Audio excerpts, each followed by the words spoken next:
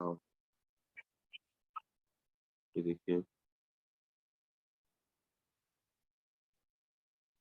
Surface यहाँ तक रहा हो।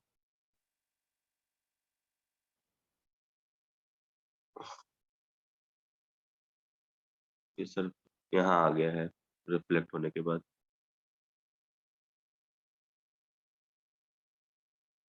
और ये रिफ्लेक्ट होने के बाद ये सारे के सारे यहीं पे मिल रहे हैं। ये देखिए ये भी यहाँ आ चुका हो और यहाँ से भी रिफ्लेक्ट होने के बाद देखिए एक्चुअल सोर्स कितना है बच्चों। एक्चुअल सोर्स कितना था? एक ही देखिए सोर्स था जी। और रिफ्लेक्ट होने के बाद उसी सोर्स से दूसरा सोर्स हमें लग रहा है 2 सोर्स है। ठीक है? ये जो रीज़न हमें मिलता है ये भी कोहेरेंट सोर्स ऑब्टेन करने का मेथड है और इसमें भी इंटरफेरेंस पैटर्न ऑब्जर्व करने मिलता है। तो इस मेथड को क्या बोलते हैं आप लोग को पता होगा, लॉयड्स मेथड, लॉयड्स। और ये क्या यूज़ किया था इन्होंने? मिरर। तो ये कौन-सा मेथड हो गया? लॉयड्स मिरर मेथड हो गया ऑब्टेन करने के लिए कोहेरेंट सोर्स को। एक मेथड ये है, ठीक है? बट जो पॉपुलर है इनमें इस ये समझा बच्चों? ये यस समझ में सर। आया? Yes sir. जी। तो इसके बाद इसमें एक और मेथड जो कि मतलब का नेम आता है, वो मेथड है आपका फ्रेस्नेल बाइप्रिज्म। ये फ्रेस्नेल बाइप्रिज्म, इसमें आपने अगर टेक्स्ट बुक आप लोगों के पास होगा या मैं खुद आपको दिखाता हूँ टेक्स्ट बुक में, ठीक है? ये जो मैं बोल रहा हूँ, अगर आप लोगों को क्लिक नहीं हो रहा होगा, तो मैं दिखाता हूँ कि मैं क्या बोल रहा हूँ।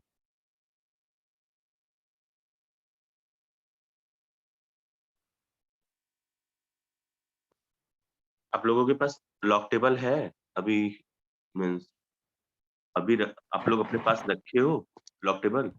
Yes sir. जी, बहुत अच्छे। आज थोड़ा-सा हम ना यूज़ करते हैं लॉक टेबल को, कुछ न्यूमेरिकल्स करते हैं। नीचे चलाते हैं।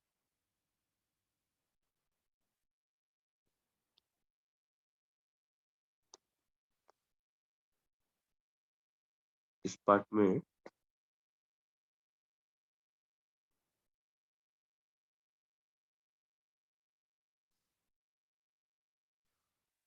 ये फ्रेस्नेल का मेथड बता रहा हूँ और एक और मेथड जो बताया है अभी आपको लॉयड का, ये घर पे थोड़ा 1-2 बार प्रैक्टिस करिएगा।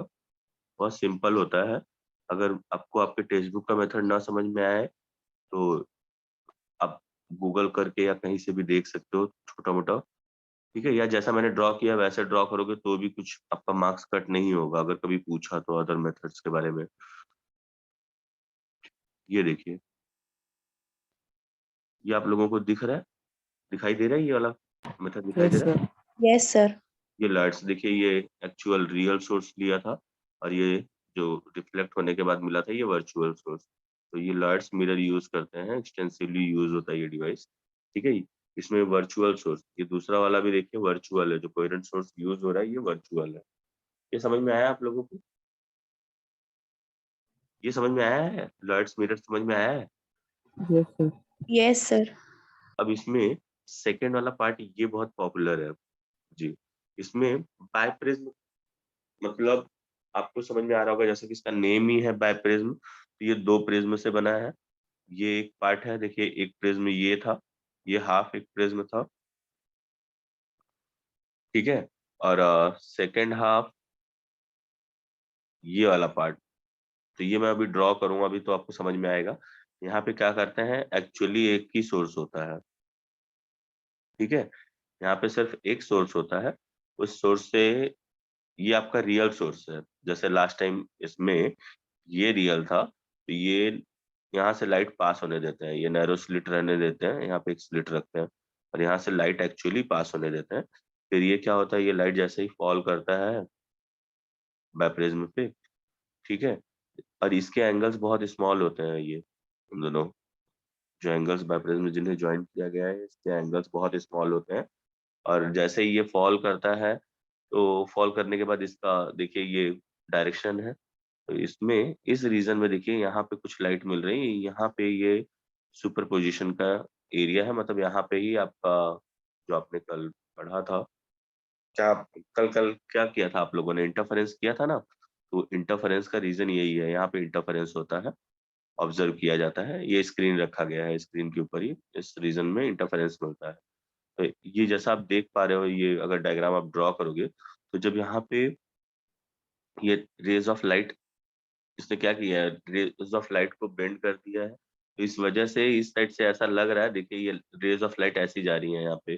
तो आईज अगर नॉर्मल आईज हमारी देखेंगी तो उन्हें कैसा फील होगा कि ये हम हमेशा इसका स्ट्रेट पाथ आईज मतलब ट्रेस करती हैं, ठीक है। तो ये इसको ट्रेस करने का ट्राई करेगी तो उसे लगेगा कि ये लाइट यहाँ किसी सोर्स से आया है, और ये देखिए इसके भी स्ट्रेट पाथ को अगर हम ट्रेवर्स करें तो हमें लगेगा कि ये यहाँ से आया है। ऐसे इसके स्ट्रेट पाथ को, तो यहाँ पे एक सोर्स, जो सोर्स है नहीं वैसा एक सोर्स हमें फील हो रहा है, ठीक है। और ये सेकंड पार्ट में ये देखिए, ये जितने भी रिफ्लेक्ट होके गए हैं ये यहाँ से आते हुए फील हो रहा है। तो इस तरह से हमें दो सोर्स मिल जा रहे हैं, कोहेरेंट सोर्स मिल जा रहे हैं, एक ही सोर्स से दो कोहेरेंट सोर्स मिल रहे हैं, लेकिन ये रियल सोर्स नहीं है, ये क्या है, हमारे वर्चुअल सोर्स है।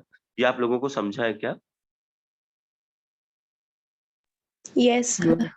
मैं डायग्राम बनाता हूँ, अगर नहीं समझा होगा तो आपको समझ में आ जाएगा। देखिए मैंने क्या बोला कि ये बायप्रिज्म, जैसा कि इसके नेम में ही लिखा है बायप्रिज्म, तो इसमें देखिए यहाँ पे लिखा हुआ भी है, अ बायप्रिज्म इज अ प्रिज्म, ठीक है, जिसे देखिए यहाँ से इसे वर्टेक्स बोलते हैं, वर्टेक्स टू वर्टेक्स जॉइन किया गया है, ठीक है। इसका ये वाला पार्ट, जो ये एंगल है ना बच्चों, जहाँ पे ये जॉइन किया गया है, ये एंगल 179 तक का होता है।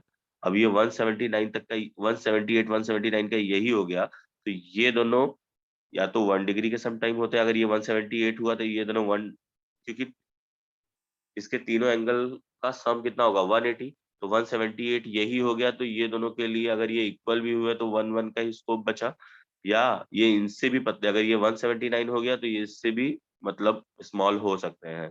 तो देखिए यहाँ पे लिखा है ये जॉइंट कैसे किए गए हैं, उनके बेसिस पे, तो ये उनका बेस है, इसकी वजह से यहाँ पे वर्टाइसेस बना है, जिसका एंगल आपको अभी भी बताया मैंने 178 टू 179 होता है, टेक्स्ट बुक में नहीं लिखा है बट ये होता है, ठीक है।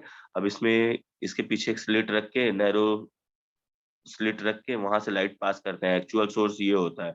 लेकिन ये प्रिज्म की बायप्रिज्म की वजह से, बायप्रिज्म की वजह से क्या होता है, यहाँ पे जब सुपरपोजिशन होता है तो लाइट की रेस को आईज स्ट्रेट देखने का ट्राई करती हैं, तो उन्हें लगता है कि ये इन प्लेसेस से लाइट आई होगी। तो इस तरह से हमें समझ में आया आप लोगों को, दो वर्चुअल सोर्सेस मिल जाते हैं जो कि एक ही सोर्स से प्रोड्यूस हुए हैं, इसलिए इन्हें भी हम क्या मान सकते हैं, कोहेरेंट सोर्स।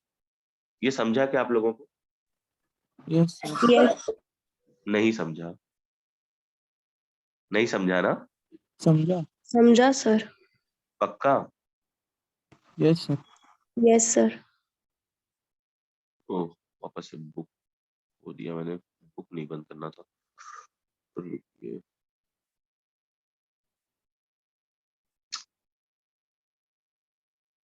तो ये देखिए, इस तरह से आपको ये पता चल चुका है ना, virtual source sorry coherent source obtain करने के कौन से दो मेथड है,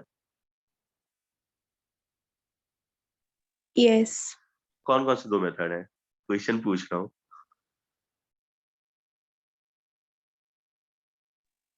अब बोलिए गलत, हाँ जी बोलिए। Lloyd Lloyd mirror method and बहुत अच्छे, Lloyd mirror and Fresnel, Fresnel Fresnel prism. Biprism, prism. बहुत अच्छे बहुत अच्छे, बहुत अच्छा काम है बच्चों ये आपका,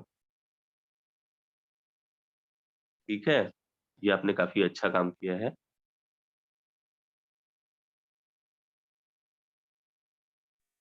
तो ये पार्ट आपका यहाँ पे हो जाता है, क्या हो गया,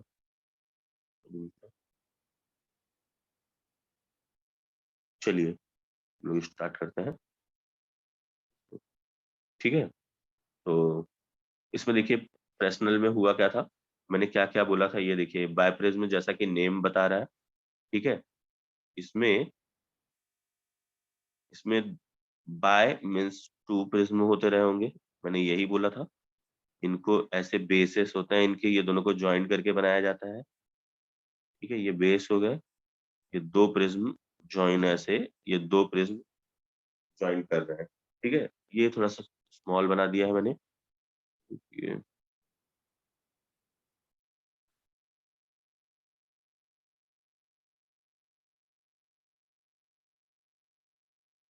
ये बेस और ये ऐसा।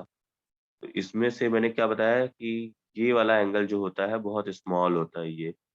ये समटाइम्स 1 का हो सकता है, 1 डिग्री का हो सकता है, दोनों 1 डिग्री का हो सकता है, या इससे भी कम। ये किसके ऊपर डिपेंड करेगा, देखो जब ये ज्वाइन करके बनाते हैं, जब ये ज्वाइन करके बनाएंगे तो ये समथिंग आपको ऐसा दिखाई देता था, ऐसा दिखाई दे रहा था ना ये ज्वाइन करने पे। तो ये एंगल आपका जो होता है, ये एंगल के बारे में बोल रहा हूँ कि 178 टू 179 का होता है।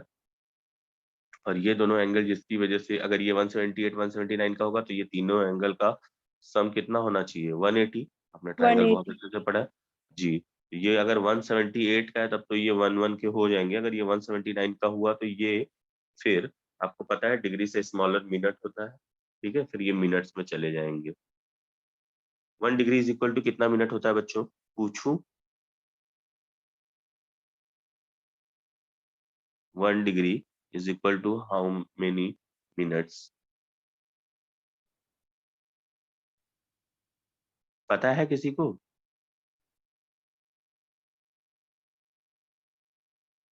60 मिनट। जी, मिनट के लिए सिंगल ये यूज करते थे ना बच्चों।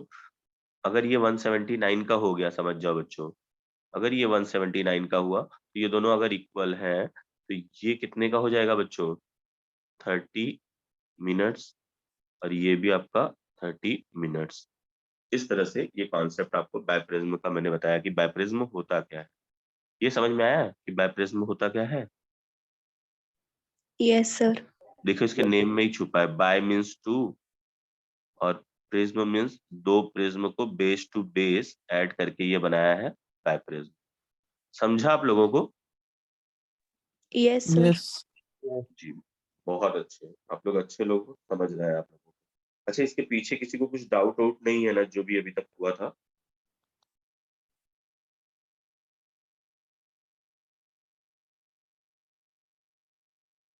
चलिए ये वाला पार्ट देखते हैं।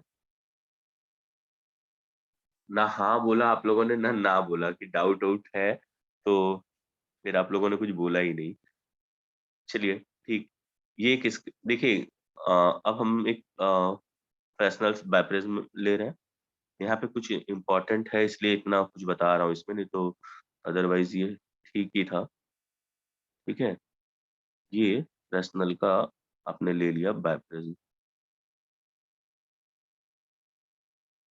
ये बाइप्रिज्म हो गया।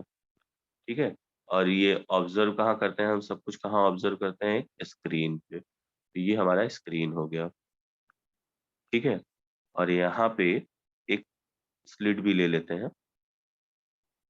अब पीछे हमने एक स्लिट लिया है, और यहाँ पे हमने कुछ एक स्लिट कैसा है, नैरो है। ठीक है, ये रियल सोर्स है, वर्चुअल नहीं है। यहाँ से लाइट अलाउ करते हैं कि लाइट आ सके। ठीक है, सिंगल वेवलेंथ का। तो यहाँ से लाइट को हम फॉल करने देंगे इस पार्ट से। अच्छा, ये डिस्टेंस जो रहेगा ये, अभी देखिए यहाँ से लाइट फॉल करने दे रहे हैं, ये S1 है। ठीक है, अब ये लाइट फॉल किया। अब यहाँ से देखिए, ज्यादा लाइट आप मत ड्रॉ करिएगा, अगर आपको नहीं समझ में आता है तो 2 रेस तो आप भेज ही सकते हो ईच साइड में। तो ये देखिए यहाँ पे आपने भेजा। ठीक है, और एक और आप भेज दीजिए, ऐसा आपने 2 रेस को भेज दिया है। ठीक है, अब इसमें से एक पार्ट को अब स्ट्रेट मत दिखाइएगा, ये थोड़ा सा इस पे ड्रॉ करना अलग होता है। ठीक है, ये समथिंग ऐसा आता हुआ दिखाइए। और इधर भी यही करिए, ऐसा आता हुआ। अगर आपको कुछ प्रॉब्लम है ऐसा दिखाइए, और दूसरा वाला जो है वो एक दूसरे को क्रॉस करता हुआ दिखा दीजिएगा जरा सा, ठीक है। ये देखिए, इसके बाद ये वाले पार्ट को ये ऐसा दिखा दीजिएगा और इधर दिखा दीजिएगा, तो इससे लगेगा कि हाँ इंटरफेरेंस हुआ है, ठीक है।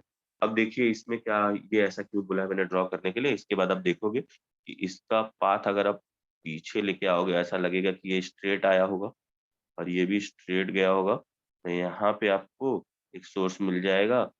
समझ में आया? ये सोर्स को एस लीजिएगा और ये आपका सोर्स हो जाएगा S1।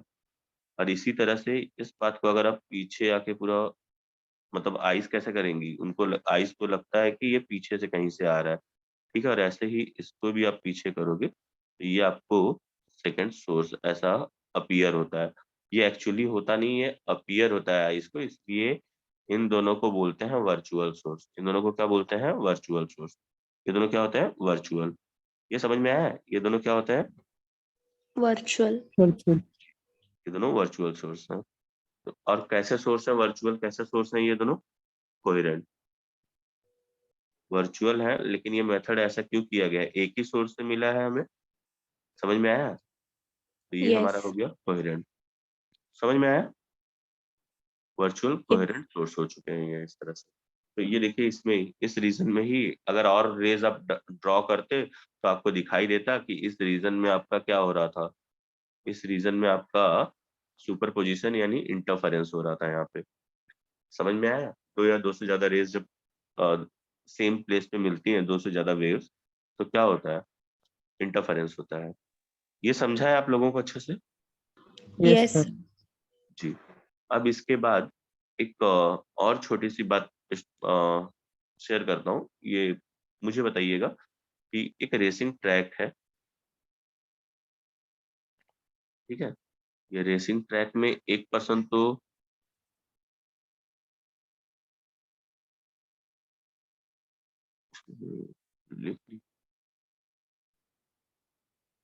ये देखिए,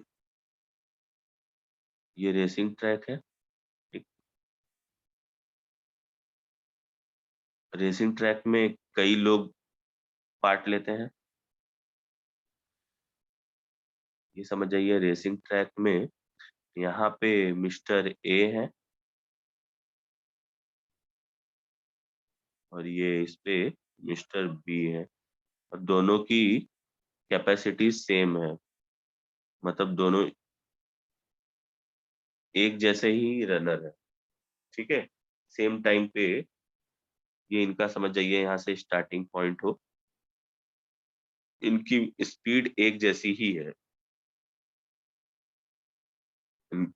ठीक है। एक फेयर अगर कंडीशन दिया जाए तो दोनों सेम डिस्टेंस ही ट्रेवल करते हो।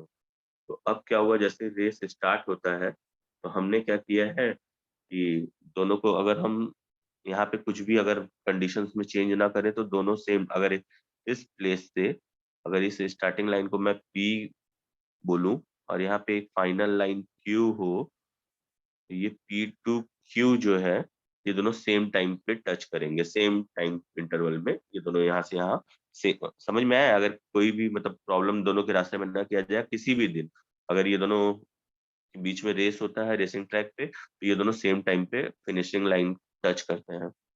लेकिन अब मैं क्या बता रहा हूँ यहाँ पे, अच्छा आप लोगों को फॉर्मूला अपने बचपन से पढ़ते आए हो कि इसके पहले भी बता चुका हूँ कि स्पीड इज इक्वल टू क्या होता है? distance into time, sorry distance upon time. Into नहीं बेटा, अपॉन। इनटू वाला बाद में जाएगा जी। ये देखिए, distance is equal to speed into times हो सकता था, speed is equal to distance upon time. देखो ना, आप पढ़ते हो जब वेलोसिटी पढ़ते हो तो वेलोसिटी कैसे पढ़ते हो? Rate of change of displacement ना, rate of change of displacement with respect to time.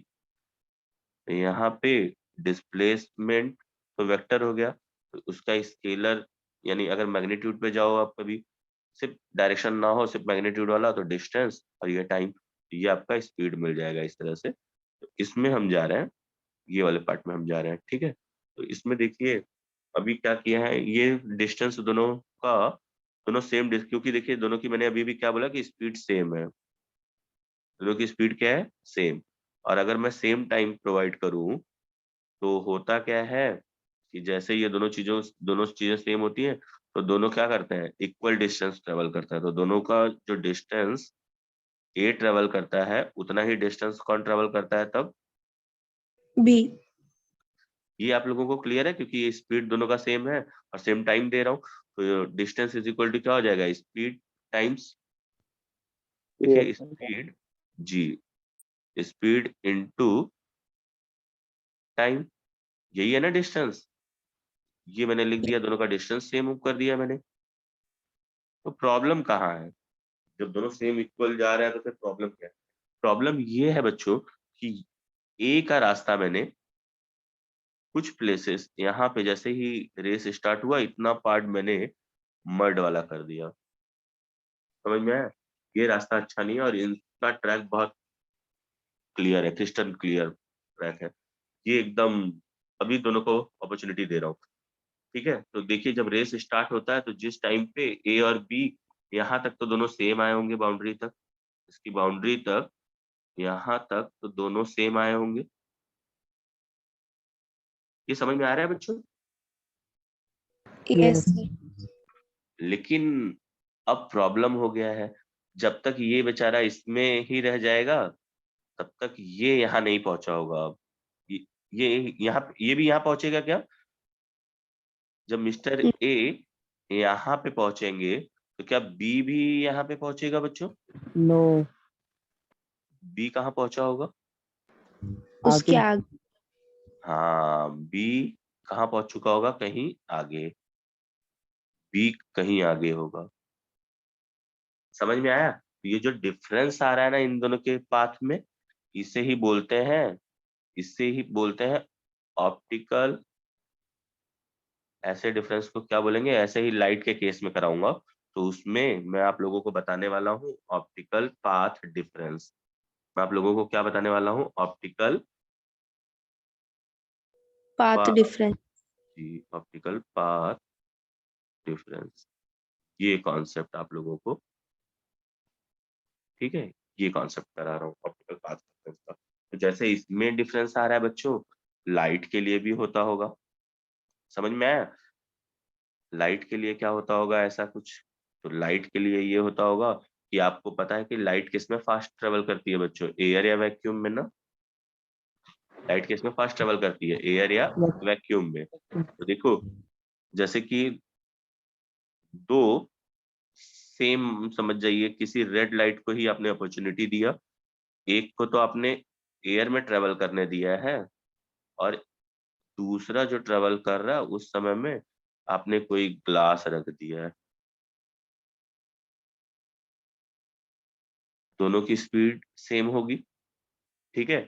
जिस समय में ये रे ऑफ लाइट यहाँ तक पहुंचेगा बी वाला, तब तक क्या हो चुका होगा, ए वाला कहीं आगे पहुंच चुका होगा, क्योंकि एयर में आपने क्या पढ़ा है, एयर में स्पीड ऑफ लाइट क्या होती है, एयर में स्पीड ऑफ लाइट को किससे दिखाते हैं, सी से ना? और चलिए मीडियम वाले को हम वी से दिखा रहे हैं, तो कौन सा ज्यादा होता है, सी ग्रेटर होता है। समझ में आया? आपको ये पता है कि नहीं पता है, मैंने बताया है ना स्टार्टिंग में, Yes. रिफ्रैक्टिव इंडेक्स ये सब बताया था कि नहीं, कि कौन अपोज करता है तो वेवलेंथ चेंज होता है, फ्रीक्वेंसी चेंज नहीं होती है, ये सारी चीजें बताया था ना? याद है आप में से किसी को? Yes, sir. जी, तो देखिए जब तक रे ऑफ लाइट इसमें यहाँ से यहाँ तक ही पहुंचा है, यहाँ पे कहाँ पहुंच चुका है, यहाँ कहीं पहुंच चुका है, इसमें कहीं यहाँ पहुंच चुका है, तो इतना क्या आ चुका है, डिफरेंस। तो इस डिफरेंस, ये जितना पार्ट है डिफरेंस, इसे ही हम क्या बोलते हैं, ऑप्टिकल डिफरेंस। अच्छा एक बात बताइए, यहाँ नॉर्मल कंडीशन में, जो नॉर्मल कंडीशन की हम बात कर रहे हैं, तो नॉर्मल कंडीशन में यहाँ पे मान लेते हैं बच्चों कि इतना आप लोगों को अच्छे से समझ में आ रहा है कि नहीं समझ में आ रहा है? Yes, sir. समझ में. जी, बहुत अच्छे बेटा। तो मान लेते हैं कि इस पार्ट को समझने के लिए लाइट को ही दो अलग अलग बार हम अगर भेज रहे हैं, तो ये फर्स्ट केस में, इस केस में हमें पता है कि स्पीड, ठीक है, हम पहले केस में देख रहे हैं, एयर या वैक्यूम में देख रहे हैं, एयर या वैक्यूम के लिए देखने जा रहे हैं, तो उसमें हम क्या लिखते हैं, speed is equal to distance upon time. ठीक है, तो यहाँ पे देखिए इस वाले केस में distance is equal to distance is equal to, मैं क्या लिख दे रहा हूँ बच्चों, डिस्टेंस इज इक्वल टू क्या हो जाएगा, Speed into time. जी सी इंटू टी लिख सकता हूँ, Yes. ये मैंने लिख दिया, कोई प्रॉब्लम नहीं है, बहुत अच्छे। अच्छा अब आप ये बताइए ना कि एयर और इसका कुछ तो रिलेशन होगा स्पीड ऑफ लाइट का।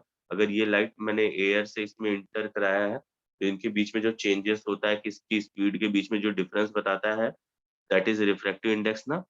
अगर ये फर्स्ट मीडियम से, मान लीजिए फर्स्ट मीडियम से इस सेकेंड मीडियम में लाइट ट्रेवल करता है, तो आप कैसे लिखते हो, स्पीड ऑफ लाइट के लिए कैसे लिखते हो? आपने क्या क्या पढ़ा है, देखो आपने ऐसा कुछ पढ़ा था कि एंगल भी चेंज होता है, रिफ्रैक्टिव इंडेक्स का ये सब आप लोगों को स्टार्टिंग में बताया था बेटा, क्या क्या चेंज होता है, sine i upon sine r, ऐसा पढ़ा था। Yes, sir. हाँ जी, sine i upon sine r is equal to क्या पढ़ा था फिर?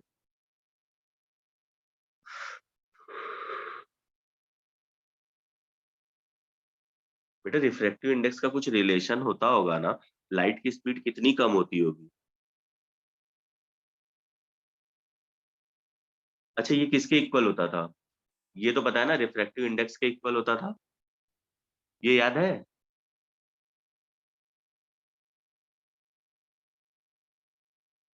रिफ्रैक्टिव इंडेक्स याद है बेटा? मैंने बोला था हर एक मीडियम का अलग अलग होता है। आप लोगों को नहीं पता है क्या ये वाला पार्ट? देखिए मैंने बहुत इनिशियली, मतलब बहुत स्टार्ट जब किया था आपका ये लेक्चर इस चैप्टर का, तब मैंने बताना चालू किया था कि अगर लाइट एक मीडियम से दूसरे मीडियम में जाती है, ठीक है, तो होता क्या है कि इन दोनों, जो लाइट यहाँ से यहाँ गई, तो अगर स्ट्रेट ऐसे मैंने भेजा, परपेंडिकुलर भेजा, जिसे नॉर्मली बोलते हैं, नॉर्मली गया तो इसका डायरेक्शन तो चेंज नहीं होगा ना, तो यहाँ साइन आई साइन आर का रेशियो तब भी हम देख लेंगे। तो यहाँ पे ये किसके ऊपर डिपेंड करता है, ये चीजें डिपेंड करती हैं इसके ऊपर। तो बाद में मैंने आगे चल के ये भी बताया रहा होगा कि इसमें velocity first medium upon velocity of second medium, ऐसा कुछ लिखाया था आप लोगों को? Yes, sir. जी, तो इसमें बच्चों फर्स्ट मीडियम की वेलोसिटी आपकी कितनी है, c, और सेकंड मीडियम की वेलोसिटी को हम क्या मान रहे हैं, v ना। तो यहाँ पे देखिए c इज इक्वल टू क्या हो चुका है, इससे देखो ये समझ में आ रहा है आप लोगों को? Yes, sir. जी। अच्छा इससे सी का वैल्यू क्यों ग्रेटर होगा, अगर आपको ना समझ में आ रहा हो तो मैं बता रहा हूँ। अगर मैं बोल रहा हूँ कि ये डेंसर मीडियम है, डेंसर मीडियम है मतलब ये जो एन है ये ग्रेटर आएगा, जैसे ग्लास का होता है, समझ में आया? 1.5 वही ग्लास का होता है, तो ये बड़ा है मतलब ये छोटा ही होना चाहिए। अगर डिनोमिनेटर छोटा है तो ही ये मतलब इन दोनों का फ्रैक्शन का जो वैल्यू है, न्यूमरेटर अपॉन डिनोमिनेटर, इसका वैल्यू क्या होगा, कुछ बड़ा होगा। तो ये लाइट की स्पीड इज इक्वल टू क्या हो जा रहा है, एनवी। ये समझा क्या आप लोगों को? Yes, sir. जी। तो मैं क्या यहाँ पे बता रहा था कि पहले तो हमें पता था कि कितना डिस्टेंस उसने ट्रेवल किया था, ठीक है। अगर ये ग्लास ना होता तो कितना डिस्टेंस ट्रेवल करता, सी इंटू टी। कितना डिस्टेंस ट्रेवल करता बच्चों, सी इंटू Six. जी। into 2. जी, लेकिन आपने अभी-अभी देखा कि समझ में आया? एक डिफरेंस आ रहा था, ग्लास रख दिया जा रहा था। समझ में आया? तो ग्लास, ये C का वैल्यू अगर मैं सब्स्टिट्यूट कर दूं बच्चों, आप लोगों को समझ में आ रहा है? Yes. Sir. इस C का जो भी वैल्यू है, यहाँ से अगर सब्स्टिट्यूट कर दूं, तो मुझे ये वैल्यू डिस्टेंस NV, इन दोनों के बीच में डिफरेंस कितना आएगा बच्चों? ये समझ जाना कि डिफरेंस का फैक्टर कौन हो जाता होगा, ये N, क्योंकि C और V के बीच में डिफरेंस कौन पैदा कर रहा है, ये N। इतने ही फैक्टर से डिस्टेंस क्या हुआ होगा, कम हुआ होगा। तो फर्स्ट टाइम में ऐसा समझ जाइए कि फर्स्ट टाइम में अगर इतना समझा है आप लोगों को?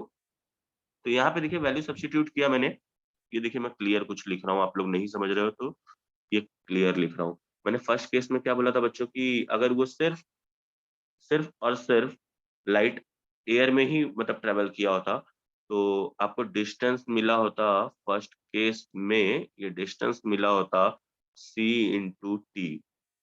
ठीक, इतना समझा आप लोगों को? तो सेकेंड पार्ट मैंने आप लोगों को क्या बताया इसके बाद बोला है कि अब दूसरे मीडियम में अगर ट्रेवल करता है तो रिलेशन किसके बीच में होता है, c is equal to NV, ये बताया है बच्चों? Yes. Yes. चलिए ये वैल्यू सब्स्टिट्यूट करते हैं।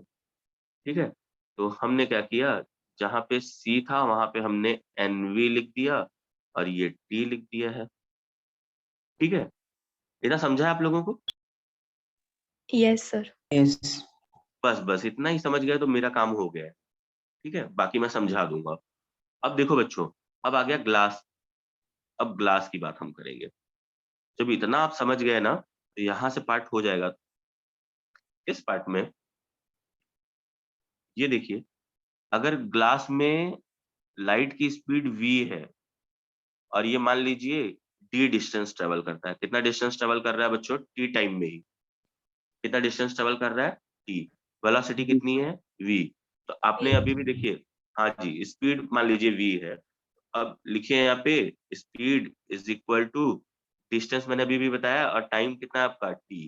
तो ये d इज इक्वल टू कितना आ रहा है बच्चों, ग्लास के अंदर ये कितना डिस्टेंस ट्रेवल कर रहा है, v इंटू टी ना। तो ये यहाँ पे भी तो v इंटू टी है बच्चों। Yes. Yes. तो यहाँ पे मैं क्या लिखूंगा, And n N t। equal to V into अगर, हाँ बेटा, ये समझ में आया कि नहीं? अगर इसको मौका मिला होता एयर में ट्रेवल करने का तो ये कितना डिस्टेंस ट्रेवल करता है, एन डी। और ग्लास में कितना ट्रेवल कर रहा है, ये डी। ग्लास में तो मैंने खुद ही बोला है कि डी डिस्टेंस ट्रेवल कर रहा है। समझ में आया? Yes. yes. कितना डिफरेंस आ जा रहा है इन दोनों के बीच में, ये पाथ में कितना डिफरेंस आ जा रहा है इन दोनों के बीच में, एनडी और डी के बीच में कितना डिफरेंस आ रहा है।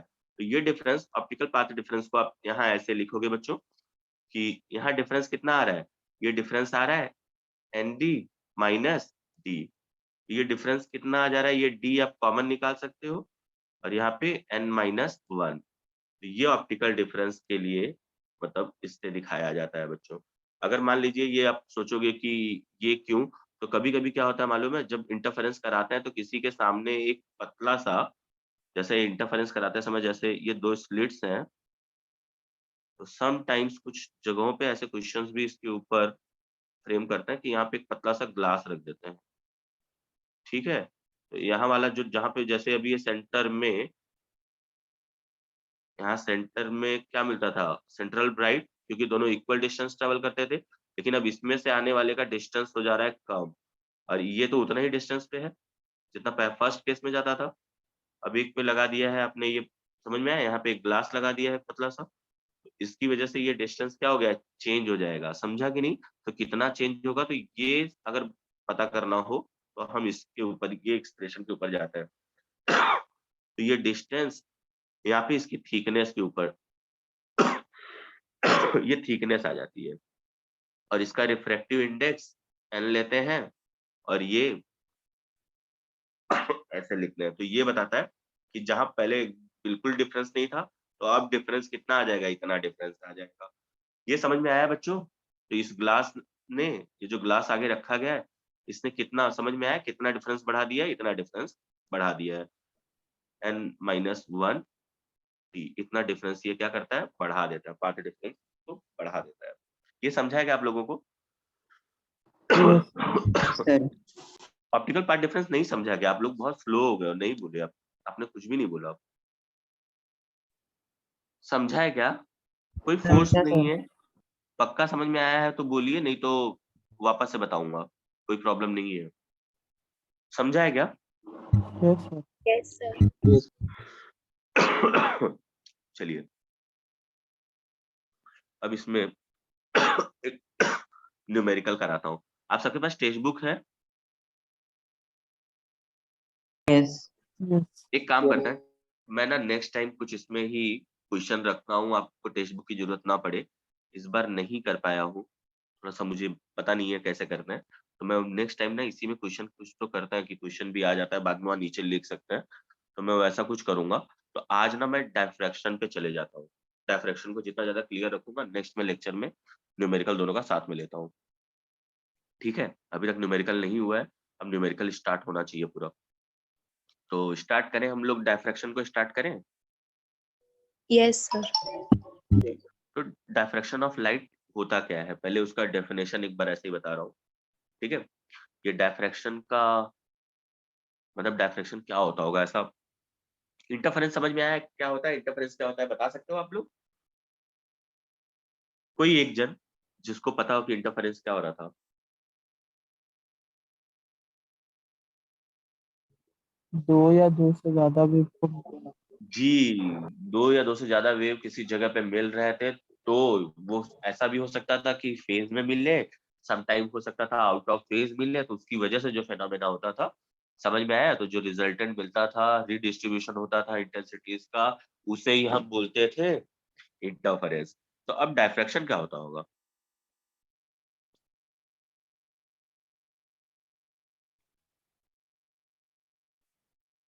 अब ये डायफ्रैक्शन क्या होता होगा?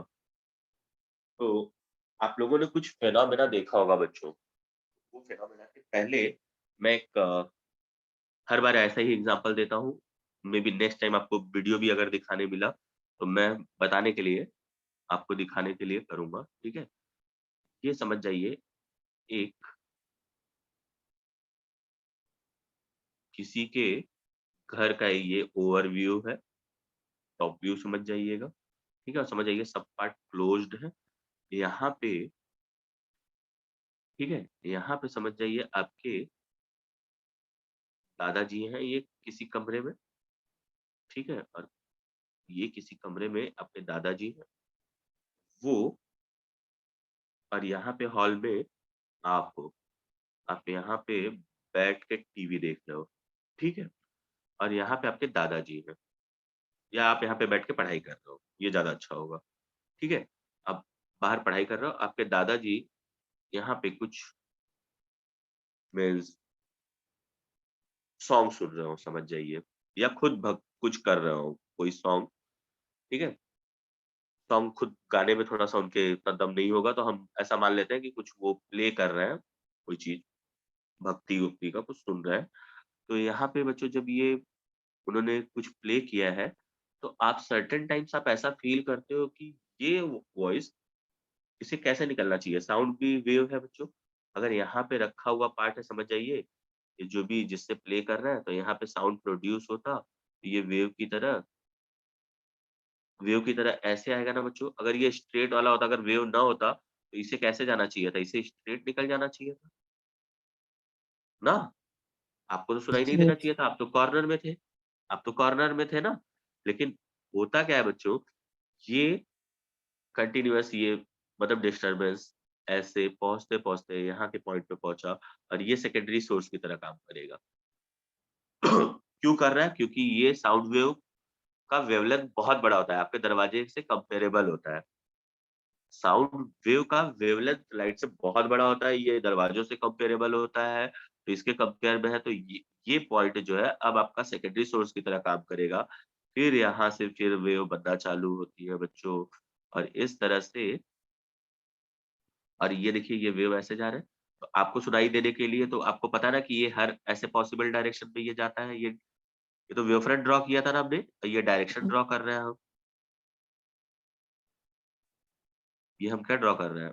डायरेक्शन ड्रॉ कर रहे हैं ना? Yes, Yes. जी, तो इस तरह से ये सारे ऑल पॉसिबल डायरेक्शंस पे ये पहुँच जाएगा। समझ में आया? इस तरह से आपको सुनाई देता है। तो ये बात हम किसमें कर रहे थे बच्चों? ये रिफ्लेक्शन किसमें था? साउंड में। आप लोगों ने एक और बात सुना?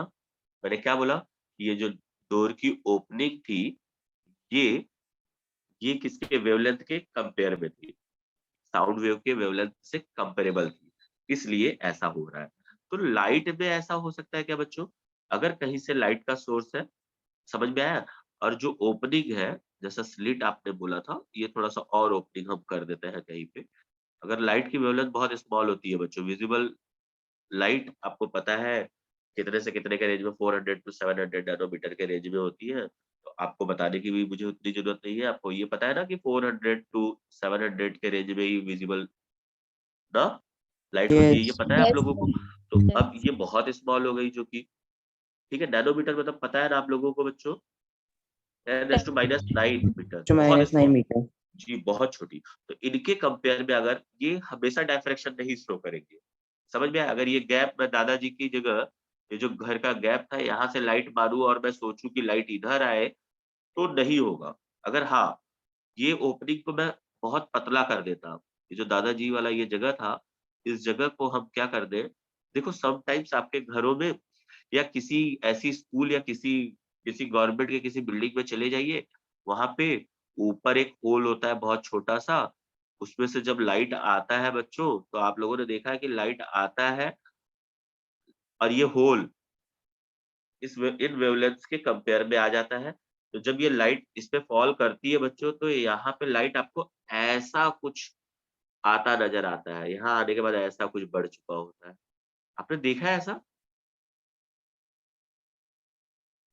बच्चों? कहीं ऐसा देखा है कि छोटा सा होल जैसा हो और उसमें से लाइट आ रहा हो तो पूरा फैल जाता है और उसमें बीच में डस्ट पार्टिकल भी दिखाई देते हैं? Yes. हाँ यस सर। देखा है ना ऐसा आप लोगों ने? तो वो क्यों होता है?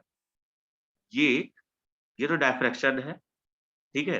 अब ये होता क्यों है ये समझ जाओगे ना, अभी मैंने बता दिया है, आधा पार्ट तो बता ही दिया है साउंड से। तो यहाँ देखो, जैसे ये समझ जाइए कि ये गवर्नमेंट के किसी ऑफिस में उनके पतरे में छोटा-सा कोई, समझ में आया? स्लिट जैसा पार्ट फॉर्म हो गया हो और जैसे ही लाइट इसके ऊपर पड़ती है बच्चों, तो लाइट पड़ते ही यहाँ पे समझ जाइए, जैसे ही जो लाइट आई है, मान लीजिए प्लेन वेव फ्रंट ही आया हो, समझ में आया? तो यहाँ जो पार्ट आएगा वो अपने आप को क्या समझ लेता है? सोर्स। समझ में आया? अब ये सोर्स क्या करना चालू करता है बच्चों यहाँ से? सेकेंडरी वेव फ्रंट फॉर्म करता है।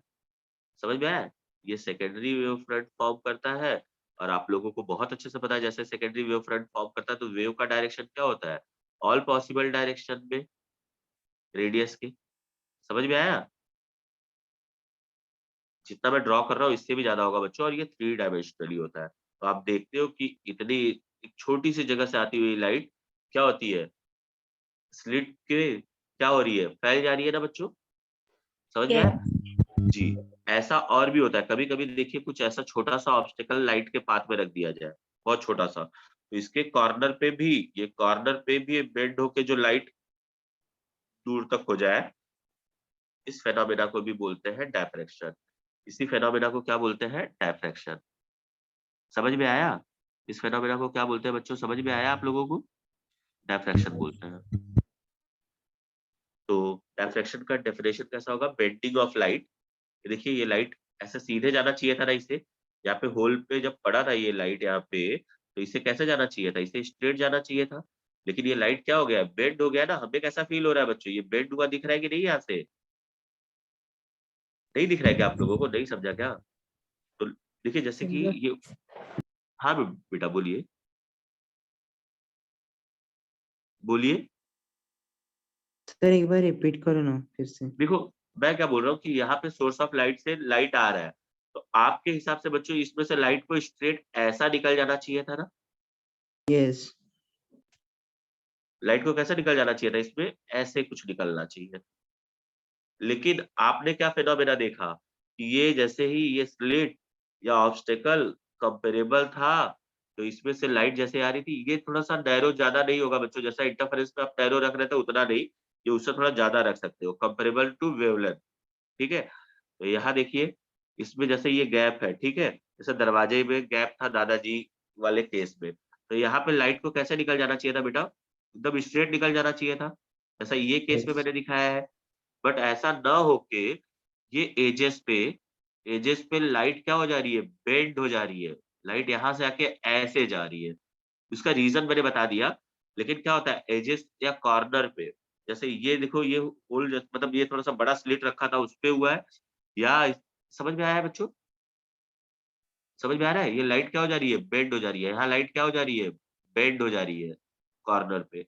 इसी को बोलते हैं, इस फेनोमेना को बोलते हैं, जो एजेस या कॉर्नर पे लाइट बेंड होती है, इस फेनोमेना को बोलते हैं डायफ्रैक्शन ऑफ लाइट। और ये क्यों होती है ये तो आपको समझ में आया है। ये क्यों होती है ये पहले बता दिया मैंने। पहले मुझे पूछना चाहिए था कि या मुझे बताना चाहिए था कि ये होता क्या है पहले, ये फेनोमेना कैसे ऑब्जर्व किया गया है। तो इसमें देखो, ये सिर्फ इसी केस में नहीं होती है, ये और भी केसेस में होती है। जैसे कि एक अपने लाइट के वेवलेंथ के कंपेरेबल कोई एक ऑब्स्टेकल रख दिया। ये देखिए, कोई एक ऑब्स्टेकल, आपने ऐसा एक ऑब्स्टेकल, ये ऑब्स्टेकल जो है लाइट के वेवलेंथ के कंपेरेबल है। तो इसमें लाइट, बच्चों एक बात बताइए, यहाँ पे क्या होना चाहिए था? लाइट इतने पार्ट को, ये स्क्रीन है, ठीक है, ये स्क्रीन है, इस पे अगर लाइट फॉल करता तो क्या होना चाहिए था कि इसका शैडो ऐसा बनना चाहिए था। इस छोटे से पार्ट का, ये बहुत बड़ा नहीं है बच्चों, ये लाइट, मैंने क्या बोला, कंपेरेबल है, तो इसका शैडो समथिंग यहाँ पे ऐसा बनना चाहिए था। एग्री करते हो कि नहीं आप लोग? ये रीजन में क्या बनना चाहिए था? शैडो बनना चाहिए था। और बाकी जगह पे क्या रहना चाहिए था? ब्राइट लाइट रहना चाहिए था। लाइट देखो, इन जगहों पे लाइट पहुंचना चाहिए था ना, यस सर। और यहाँ पे क्या रहता? डार्क रहता, क्योंकि लाइट नहीं पहुंच पाता। ऐसा है कि नहीं है बच्चों? Yes. लेकिन होता क्या है पता है? जब आप ये कंपेरेबल हो जाता है, ये होता भी है, ऐसा ही होता है। अगर ये ऑब्जेक्ट बहुत बड़ा हो, लाइट के वेवलेंथ के कंपेयर में ये बड़ा हो, तो होता भी यही है। लेकिन जब ये लाइट के वेवलेंथ के कंपेयर में आ जाता है, दैट इज 400 नैनोमीटर टू 700, ये जो विजिबल आपका है, इसके कंपैरिजन में अगर मैं बता रहा हूँ, एक आइडिया देने के लिए, इसी के नहीं, लाइट और भी पार्ट, इसके अलावा भी लाइट है, ठीक है। मैं बोल रहा हूँ कि लाइट के अगर कंपेरेबल हो जाए, इसके कंपेरेबल बोलना सही नहीं होगा, बट ये आइडिया देने के लिए था। अगर इसके कंपेरेबल हो जाए, इसके वेवलेंथ के, मतलब ये बहुत स्मॉल सी चीज होती है, अगर इसके कंपेयर में अगर ये ऑब्स्टेकल आ जाए, तो क्या होता है? ये फेनोमेना नहीं दिखता, तब यहाँ पे ब्राइट नहीं दिखता बच्चों। दिखना ऐसा चाहिए था ब्राइट, और यहाँ पे भी आपको क्या ऑब्जर्व करना चाहिए था? ब्राइट, ठीक है। लेकिन लेकिन हमारा ऑब्जर्वेशन तो कुछ और मिलता है हमें यहाँ पे। हमें ऑब्जर्वेशन में क्या मिलता है? मिलना ये चाहिए था ना बच्चों, बड़े ऑब्जेक्ट के साथ यही होता है कि नहीं? Yes sir. Yes. देखो, आप कहीं जाते हो या किसी लाइट के सोर्स के बीच में आ जाओ, तो आपका शैडो बनता है कि नहीं बच्चों? वॉल पे या जहाँ पे जो भी स्क्रीन आ जाए, वहां पे शैडो बनता है कि नहीं? Yes. और बाकी जगह पे क्या रहता है? बाकी जगह पे जहाँ पे आप नहीं हो, वहां तो लाइट पहुंच रहा है ना। शैडो बनने यस। का मतलब ये क्या है? बाकी जगह ब्राइट है और यहाँ पे क्या है? डार्क है ना। Yes, sir. यस। मैं क्लियर हूँ ना बच्चों? देखो, ये बहुत इंपॉर्टेंट डेफिनेशन है, इसको ऐसे ही नहीं जाने दे सकते। ये क्लियर हूँ ना? आप लोग को समझ में आ रहा है ना? समझा पा रहा हूँ ना? Yes, sir. सर। जी। तो ये देखिए, अब सेकंड केस में क्या हो रहा है कि ये फिनोमिना हमने छोटी चीज में ऐसा होना चाहिए था, क्योंकि बड़ी चीजों में ऐसा होता है, ऐसा हम मान के चल रहे थे। बट जैसे ही हम कोई छोटी चीज देखते हैं, कोई ऑब्स्टेकल या इसी साइज का कोई स्लिट रहा हो, मैंने पहले स्लिट के साथ बताया था, अब फिर से ये स्क्रीन यहीं पे है, हम तो ऐसा मान के चल रहे थे कि ऐसा-ऐसा होगा, ये केस होगा, ऐसा यहाँ पे डार्क होगा और बाकी जगह पे ब्राइट ब्राइट होगा। बट जब हम, ये हमारे लिए बहुत शॉकिंग था कि होता क्या है, ये फिनोमेना जब देखा गया, तो हुआ क्या पता है? जब इसके ऊपर लाइट फॉल की, लाइट फॉल करते ही बच्चों क्या हुआ होगा, कोई बता सकता है मुझे? ये देखिए, लाइट जो है, यहाँ पे देखिए होना क्या चाहिए था कि यहाँ पे हम मान के चल रहे थे कि इतने रीजन में डार्क बनना चाहिए। लेकिन हुआ क्या पता है? देखिए, लाइट यहाँ से हो गई बेंड। ऐसा लगा हमें, हमारा ऑब्जर्वेशन मिला कि लाइट, ये क्या किया है? डार्क ने क्या किया है? इंक्रोचमेंट कर लिया। जैसे लोग गवर्नमेंट की प्रॉपर्टी पे इंक्रोचमेंट नहीं करते, धीरे-धीरे, धीरे-धीरे बढ़ जाते हैं कहीं-कहीं पे, ठीक है? ऐसे लाइट डार्क वाले रीजन ने क्या किया है? ब्राइट के एरिया में क्या कर लिया? कुछ इंक्रोचमेंट कर लिया है। हमारा ऑब्जर्वेशन था। जब हम देखते हैं एक्चुअली, तो ये हमें दिखता है कि ये तो समथिंग इधर इंक्रोचमेंट हो गया है। किस रीजन में इंक्रोचमेंट हुआ है बच्चों? ब्राइट वाले। किसने किया है? डार्क वाले ने। देखिए, इतना रीजन क्या हो चुका है? इंक्रोचमेंट हो चुका है। तो हमें समझ में आया कि यहाँ पे शैडो मतलब ऐसे इतना ज्यादा बड़ा शैडो बन गया। बनना था इतना ही और बन गया इतना। तो इसका मतलब क्या समझ में आया कि लाइट क्या हुई है? इस ऑब्स्टेकल से क्या हुई है? बेंड हुई है। लाइट समझ में आया? बेंड हुआ दिखता है, इसी फेनोमेना को बच्चों डायफ्रैक्शन बोलते हैं। समझ में आया? Yes, sir.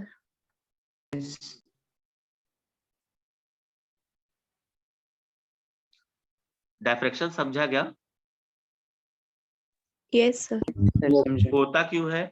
ये समझाया था मैंने स्टार्टिंग में ही। समझा है कि आप लोगों को क्यों होता है? कि वापस बताऊं?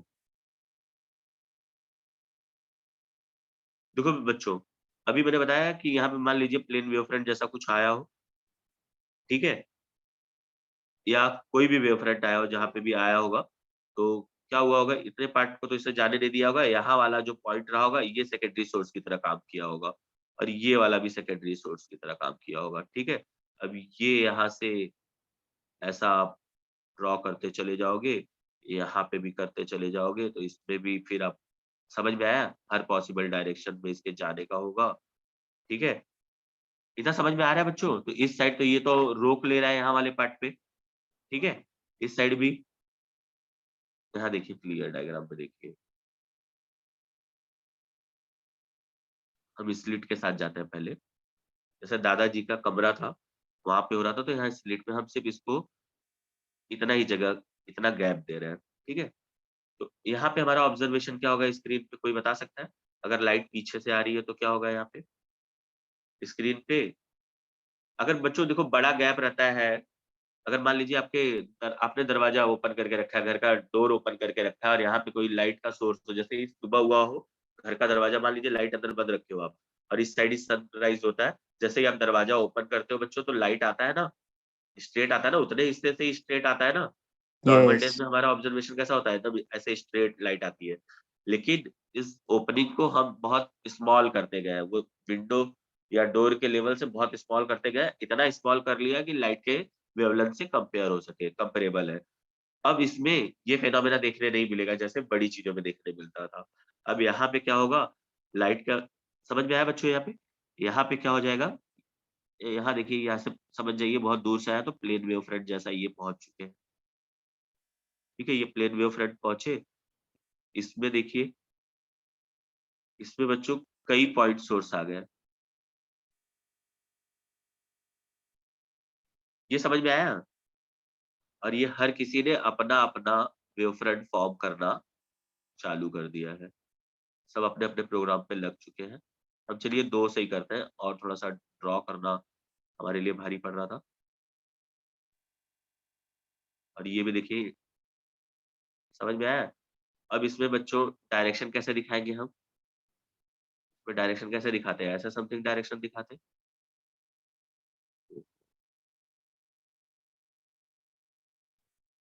ये देखिए, ये डायरेक्शन ऐसे दिखाते, तो यहाँ पे देखिए लाइट, जिस लाइट को यहाँ स्ट्रेट सिर्फ इतनी दूर में आना था, वो लाइट का रीजन समथिंग यहाँ तक बढ़ गया, समझ में आया?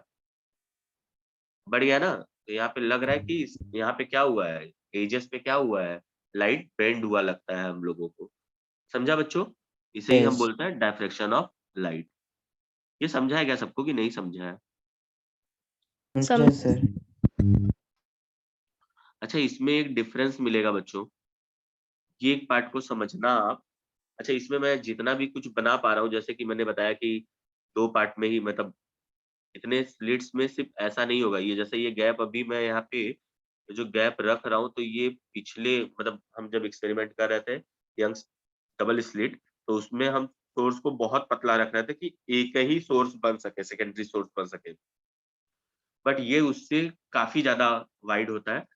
समझ में आया? क्योंकि कंपेरेबल टू वेवलेंथ लेते हैं, तो यहाँ पे बच्चों कई सोर्स बन सकते हैं, कई सेकेंडरी सोर्स बनते हैं ये। समझ में आया? तो जब इनको, इन सब के वजह से स्क्रीन पे पूरा पैटर्न बन जाता है बच्चों। स्क्रीन पे क्या बन जाता है? पूरा पैटर्न बनता है। कैसा पैटर्न बनता है? जैसे पिछली बार बना था, कहीं पे ब्राइट का सेंट्रल ब्राइट सबसे ज्यादा ब्राइट दिखेगा। समझ में आया? सेंट्रल ब्राइट सबसे ज्यादा ब्राइट दिखता है, क्योंकि सारे जितने भी हैं यहाँ पे, सबसे रेज यहाँ पहुंचती है, ठीक है? और पाथ डिफरेंस 0 का जो फट्टा था, यहाँ पे कुछ और एक मैं बताऊंगा आपको, ठीक है? कि यहाँ 0 कैसे होगा, पाथ डिफरेंस। और यहाँ वाले केस में बाकी जगहों पे देखिए, यहाँ पे ये बेसिक डिफरेंस है, इंटरफेरेंस है, कि इसमें फर्स्ट ब्राइट बनेगा, डार्क बना बीच में, सेंट्रल ब्राइट के बाद डार्क बना, फिर फर्स्ट ब्राइट, फिर सेकंड ब्राइट, ठीक है। लेकिन ये इंटरफेरेंस की तरह सेम इंटेंसिटी वाले नहीं रहेंगे। इंटरफेरेंस में क्या होता था, सारे ब्राइट एक जैसे थे, मतलब एक जैसे इंटेंसिटी वाले थे, मतलब एक जैसे ग्लो कर रहे थे, ऐसा समझिए। समझ में आया? सारे ब्राइट कैसे थे, एक जैसे इंटेंसिटी वाले थे। बट इस केस में ऐसा नहीं होगा। इसमें जैसे जैसे सेंट्रल ब्राइट के अलावा जैसे जैसे आप दूर जाओगे, इंटेंसिटी क्या होती जाएगी, कम होती जाएगी। समझ में आया? ये समझा क्या आप लोगों को? Yes sir. अच्छा, स्लिट कितने, मतलब अब ये क्वेश्चन उठता है कि सर आपने ठीक है ये सब बता दिया है, अब ये कितना, ये जो स्लिट है, अब बता रहे हो कि फर्स्ट टाइम में बहुत नैरो रखते हैं, उसमें बार-बार आप ये बताना चाहते थे कि नैरो रहेगा, बहुत नैरो रहेगा, जिससे एक ही सोर्स बन सके, और यहाँ पे ज़्यादा बता रहे हो, तो इसका वैल्यू कितना होगा? ऐसा आपके मन में आता होगा ना कि एक वैल्यू आइडिया पता चल जाए कि कितना हो, तो ये नियर अबाउट 10⁻⁻⁴ टू 10⁻³ होता होगा। अच्छा, मैंने ऐसा क्यों लिखा है? 10⁻⁴ टू 10⁻³ क्यों लिखा है, ऐसा बता सकते हो? देखो जनरली हम लोग कैसे केस में लिखते हैं, हम लोग बोलते हैं ना 2 टू 3 सेंटीमीटर। सबसे पहले कौन सा लिखते हैं, स्मॉलेस्ट, फिर क्या लिखते हैं, ग्रेटर वन। समझ में आ रहा है? तो यहाँ पे मैंने लिखा है 10⁻⁴, और ये पार्ट आप देखिए, ये कितना लिखा है मैंने, 10⁻3। तो बता सकते हो 10⁻⁴ और 10⁻3 में कौन सा ग्रेटर होगा, लार्ज वैल्यू कौन शो कर रहा है, 10⁻⁴ की 10⁻3?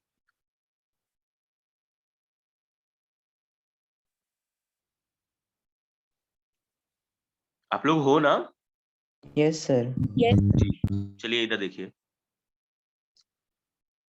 होता क्या है बच्चों, पता है, ये जो 10⁻⁻1 2 3 4 का कॉन्सेप्ट है, ये कॉन्सेप्ट कुछ ऐसे है कि देखिए, सबसे पहले तो एक मीटर लेते हैं, ठीक है, 1 मीटर डिस्टेंस है, ये समझ जाइए, यहाँ से लेके ये 1 मीटर डिस्टेंस है। इसके बारे में नहीं क्लियर रहोगे तो न्यूमेरिकल में प्रॉब्लम होगा, ठीक है। आप लोगों को यूनिट कन्वर्जन बताया हूँ मैं? नहीं? No sir. चलिए मैं ये भी बता देता हूँ, क्योंकि न्यूमेरिकल में मुझे ये सब यूज होगा, तो आप थोड़ा-सा, हर बार मुझे ही नहीं, हर बार जो भी फिजिक्स में आप कुछ भी करोगे, केमिस्ट्री में करोगे, अगर लेंथ उनसे रिलेटेड आया तो ये यूज होना ही होना है। तो देखिए, अगर ये मीटर है, मान लीजिए 1 मीटर का है, ठीक है बच्चों, ये लेंथ कितना है, यहाँ से लेके यहाँ तक 1 मीटर का है। आप इसको 10 इक्वल पीसेस में कट करते हो। कितने इक्वल पीस में कट कर रहे हो? 10।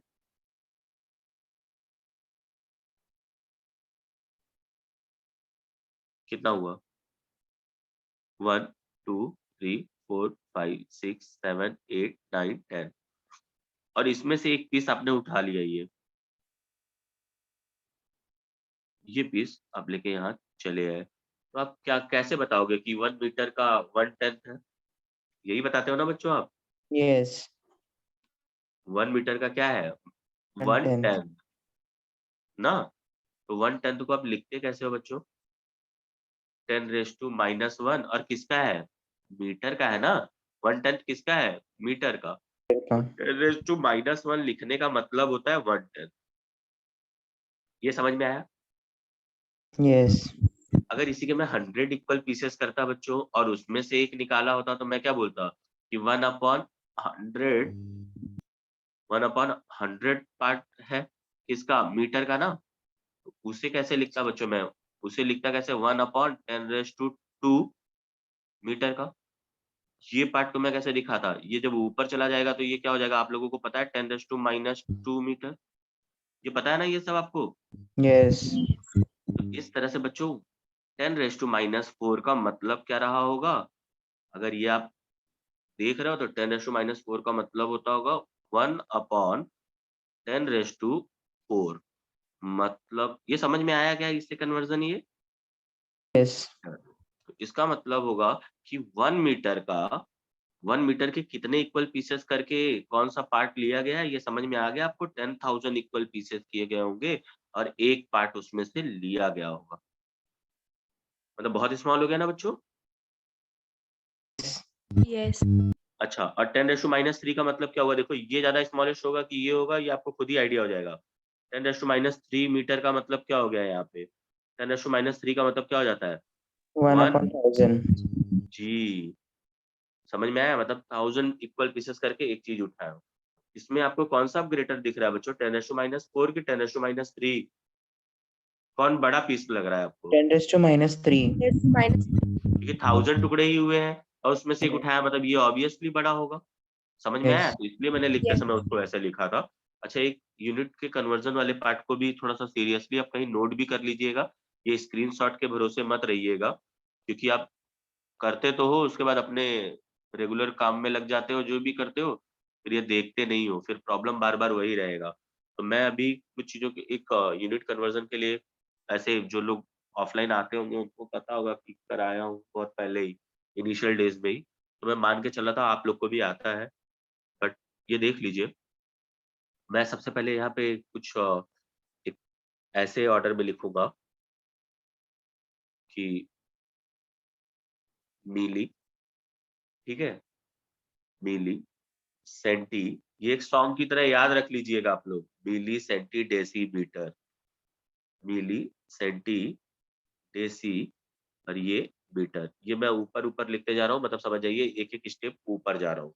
ये सबसे, जितना भी मतलब नोन है ये, उसमें स जितना भी मैंने लिखा है उसमें सबसे स्मॉलेस्ट ये है, उससे बड़ा ये है, उससे बड़ा ये और उससे बड़ा ये। तो मिली, सेंटी, डेसी, मीटर और फिर उसके बाद ये लेंथ के लिए है, ऐसे ही बाकी एक के लिए भी आप कर पाओगे। तो ये देखिए मिली, सेंटी, डेसी, मीटर, फिर उसके बाद होता है आपका डेका और फिर होता है hecto, milli, centi, decimetre, deca, hecto, kilometre. ये ज़्यादा बड़ा होता है। तो अगर हम इसको रेफरेंस ले लें ये समझा बच्चों आप लोगों को? Yes Yes. सर। तो ये याद हो जाएगा आप लोगों को? ये अब आपकी ज़िम्मेदारी है, ठीक है? अब ये आपकी ज़िम्मेदारी है, ये आपको पता होना चाहिए ये वाला पार्ट। ये पार्ट आपको पता होना चाहिए। अब बोलोगे ये कैसे, इसका क्या यूज़ करेंगे, ये याद करा के क्या होगा? तो इसमें देखो आपके सारे यूनिट कन्वर्ज़न हर बार के लिए आपका पीछा छूट जाएगा। आपको कभी भी कुछ प्रॉब्लम नहीं होगा। अच्छा, milli, centi, decimetre, deca, hecto, kilometre जो आपने लिखा है, इसकी जगह वेट के लिए अगर लिखते तो आप कैसे लिखते पता है? मिली तो लिखते उसमें, इसमें भी क्या लिखते? मिली लिखते, मिली, सेंटी, डेसी और यहाँ पे हो जाता ग्राम, डेका, हेक्टो, किलोग्राम, वेट के लिए। समझ में आया?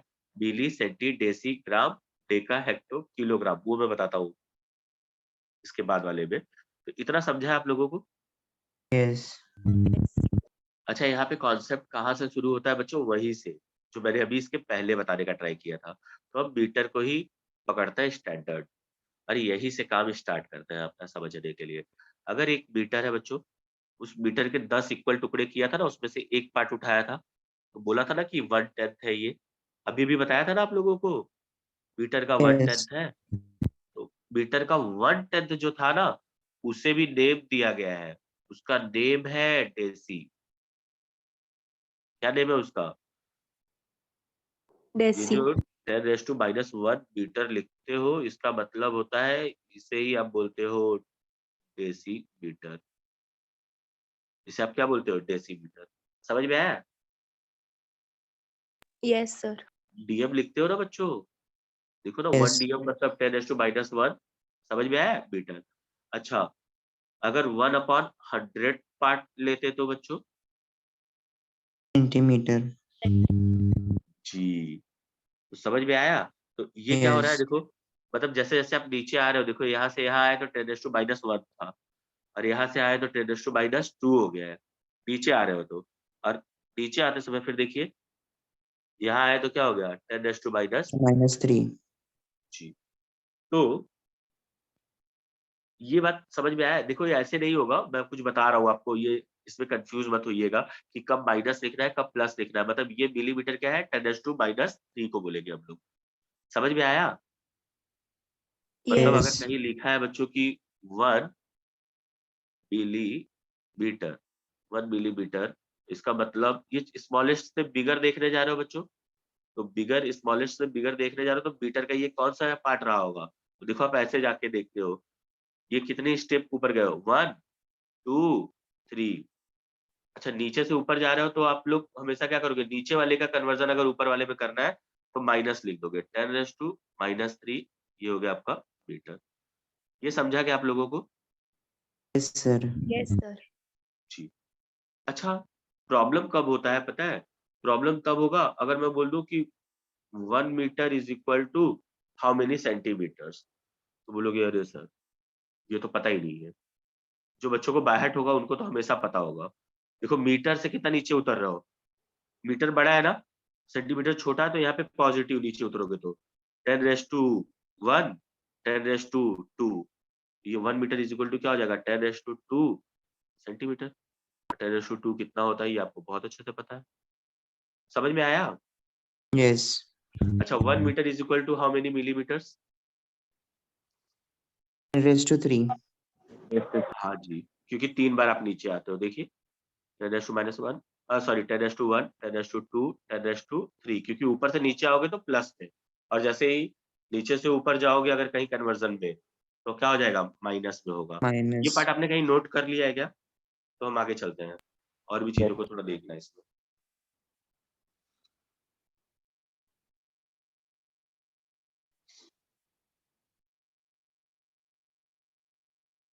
आप लोगों ने नोट कर लिया ये?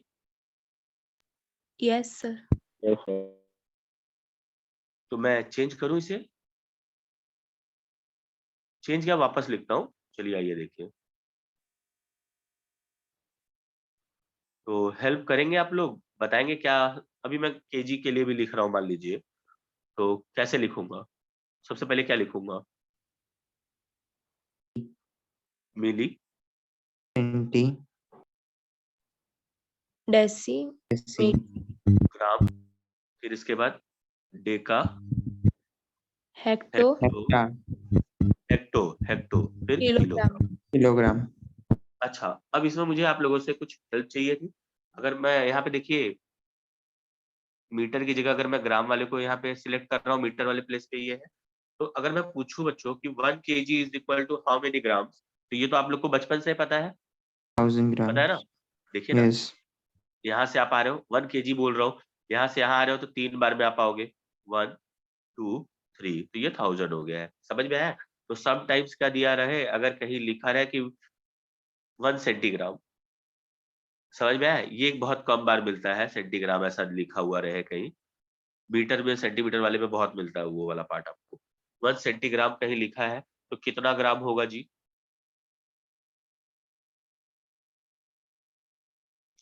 यहाँ से ऊपर जाओगे 10⁻⁻1 10⁻⁻2, तो यहाँ पे आपका कितना हो जाता है 10⁻2, समझ में आया?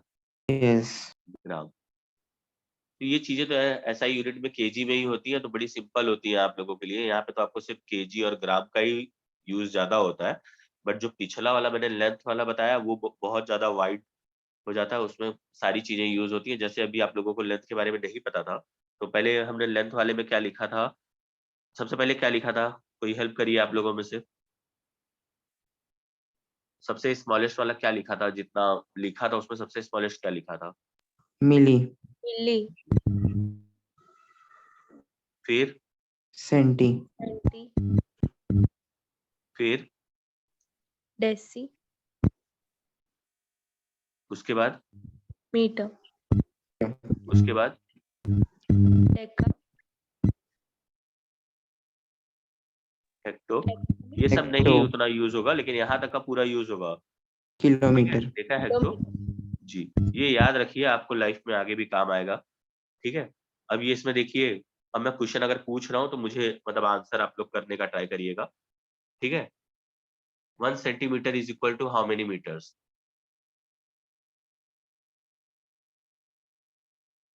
10⁻² मीटर।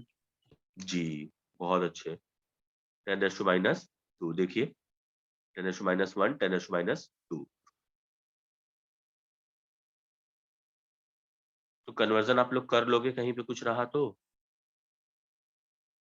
सर। जी, अब इसी से फेमस, इसी में कुछ एक और पार्ट ऐड कर रहा हूँ, ये अगर हो चुका हो तो आप लोगों को पता है 1 लीटर, आप लोग स्टडी करते हो 1 लीटर इज इक्वल टू क्या होता है? 1000 ml 1 लीटर क्या रिप्रेजेंट करता है? ये भी यूनिट बताया हूँ इसलिए इस सब पार्ट पे आ गया हूँ, ठीक है। ये 1 लीटर मीन्स क्या रिप्रेजेंट करता है? वॉल्यूम ना बच्चों, volume, yes. ये क्या रिप्रेजेंट करता है? वॉल्यूम। तो ये कितना वॉल्यूम होता होगा?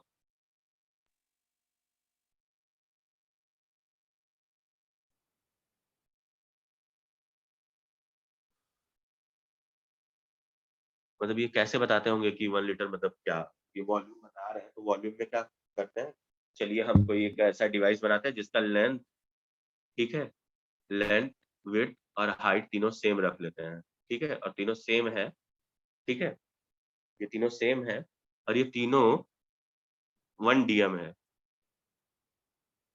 डीएम मतलब समझ में आया आप लोगों को? Yes. डेसीमीटर। Decimetre, Decimeter. जी, ये सभी 1 डीएम के हैं। तो क्या मुझे बता सकते हो इसमें जो भी कुछ मैं रखूंगा उसमें, इसके अंदर समझ जाइए हॉलो है, इसके अंदर जो भी कुछ रखूंगा मैं उसका वॉल्यूम कितना होगा? तो वॉल्यूम आपने पढ़ा होगा ना, वॉल्यूम इज इक्वल टू क्या आपने किया था? अगर सेम वाला नहीं भी पता हो LQ. तो ये पता है, तो 1 इंटू 1 इंटू 1 1 होगा और ये डीएम इंटू डीएम क्या हो जाएगा? DM cube. DM cube. जी, तो बच्चों इसी 1 डीएम क्यूब को ही ये 1 लीटर बोलते हैं। ये आपको थर्मोडायनामिक्स और बाकी के भी चैप्टर्स में कन्वर्जन के समय में बहुत काम आएगा, ठीक है, केमिस्ट्री में भी बहुत ज्यादा ये यूज होगा। तो ये 1 डीएम क्यूब को ही हम लोग क्या बोलते हैं बच्चों? 1 लीटर। डीएम क्यूब जो है ना, यही हमारा 1 लीटर है। तो समटाइम्स देखते हो कि डेसीमीटर से मिली में किया होता है, मिली में होता है ना। तो देखो ना, 1 लीटर को कभी कभी मिलीमीटर में भी दिखा सकते हैं हम लोग, मिलीलीटर में भी। तो कर सकते हो क्या आप? ये कन्वर्जन कर सकते हो क्या? Yes, sir. Yes sir. अभी आपको पता चल गया ना 1 लीटर इज इक्वल टू क्या है? 1 डीएम 1000। क्यूब। हाँ जी, 1000। बहुत सही बेटा। ये देखिए कैसे किया होगा, जिन लोगों ने नहीं किया होगा या नहीं कर पाए होगे वो लोग देख लीजिए। अब इसके बाद हम अपने मेन पार्ट पे चले जाएंगे और न्यूमेरिकल में ये सब अच्छे से करके रखिएगा। न्यूमेरिकल में यूनिट कन्वर्जन के समय में अब वो बार-बार ये नहीं बताते बैठूँगा, ठीक है? इसकी रिक्वायरमेंट होगी और आप भरोसा रखिए कि हम लोग बहुत अच्छे से यूज़ करेंगे। अगर जो लोग ऑफलाइन वाले होंगे, वो देखे होंगे कि ये बहुत ज़्यादा यूज़ होता है। जब भी हम न्यूमेरिकल करते थे तो ये यूज़ हो रहा था, ठीक है? तो अब आप में से कोई ऑफलाइन में भी था क्या? कभी बैठा है? Yes, sir. तो देखा होगा आप लोगों ने कि यूज़ होता है कि नहीं यूनिट कन्वर्जन? Yes. जी, तो ये थोड़ा अच्छे से करिएगा, इसे सीरियसली लीजिएगा, ऐसा मत सोचिएगा कि ऐसा ही है बस छोड़ दें, ठीक है? तो ये पार्ट के बाद अब देखिए 1 डीएम क्यूब है, तो 1 तो मैंने ऐसे ही रहने दिया बच्चों, 1 का कुछ नहीं किया। अब डीएम क्यूब है तो क्यूब को भी मैंने ऐसे ही लिखा, कुछ भी नहीं किया। ये डेसीमीटर जहाँ पे है, इस जगह पे मैं कुछ कर सकता हूँ, ठीक है? डेसीमीटर मतलब किधर गया डेसी? इधर, ठीक है? डेसी से किस में कन्वर्जन करना था आपको? मिली में। अच्छा ये डेसी और मिली में कौन बड़ा है बच्चों?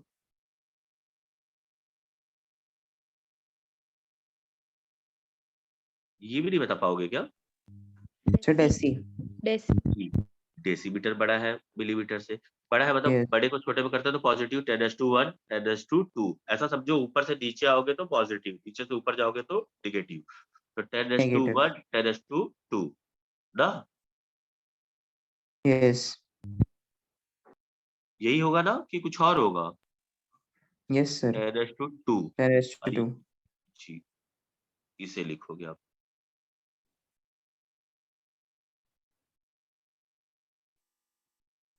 तो फिर क्या हुआ होगा?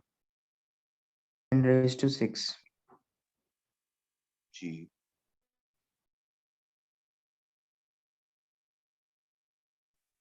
10⁻2 कितना आ गया? 6 आ गया। Yes.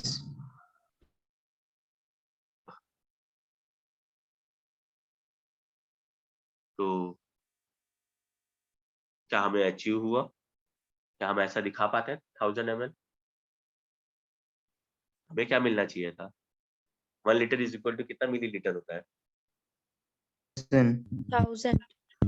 हाँ, तो ये क्यों नहीं आया? इसका आंसर आपने किया था ना बेटा कि 1000 बताया था ना, कैसे किया था?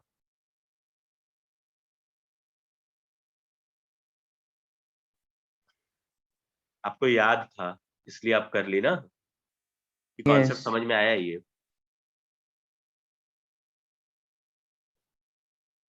बताइए ये पार्ट में आंसर यहीं पे है, कहीं और नहीं है। बट आप लोगों से ये मिस्टेक होता है और ये मैं बोर्ड पे कराते समय भी कराया हूँ। यही मिस्टेक अरे सेम यहाँ था। पे डीएम क्यूब लिया है ना हमने। जी, जी। डीएम क्यूब को लीटर बोलता है ना? तो यहाँ पे क्या यस। बोलेंगे? मिलीलीटर में जाने वाले हैं हम लोग। तो बच्चा लीटर मतलब क्या होता है? आपको ये क्लियर, आपको ये तो एकदम सही, आपको जो बता रहा हूँ ना, इस पे फेथ रखिए। आप कोई भी अच्छी बुक अगर आप रीड करोगे तो आपको यही मिलेगा कि 1 लीटर इज इक्वल टू, समझ में आया? 1 डीएम क्यूब। यस। तो फिर मिलीलीटर में जाते समय में हम ऐसे ऑब्जर्वेशन पे क्यों आए? समझ में आया? इसमें क्या राइट है और कैसे क्या है, ये काम ना आप लोगों के लिए रहेगा, क्योंकि ऑनलाइन में आप कुछ भी काम नहीं करते हो, सब कुछ मतलब ऐसा रहता है कि सामने से ही मिलेगा। तो एक और काम आप लोगों को है, ठीक है? आप लोग क्या करिएगा कि अ, जो भी इंटरफेरेंस का हमने किया है ना, double slit experiment, young double slit experiment किया है ना, उसका जो भी फाइंडिंग्स था, जो भी लास्ट टाइम मतलब कल आपने सीखा था, वो भी आप कर पाओगे? कंप्लीट कर लोगे यस सर। नोटबुक में? उसको करिएगा, उसको 2 बार करिएगा, क्योंकि न्यूमेरिकल स्टार्ट होगा तो वो बहुत अच्छे से आपको आना चाहिए।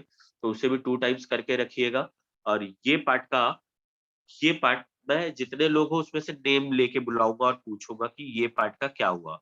ये आंसर बहुत ईज़ी है बच्चों, आप कर सकते हो, नहीं करोगे तो फिर मैं बताऊँगा खुद ही, ठीक है? तो ऐसा कुछ बहुत ज़्यादा burden hard and fast rule नहीं है कि आप ऐसा समझ के चलिएगा कि कुछ प्रॉब्लम है, ठीक है? तो ये होमवर्क दूँ कि करा दूँ?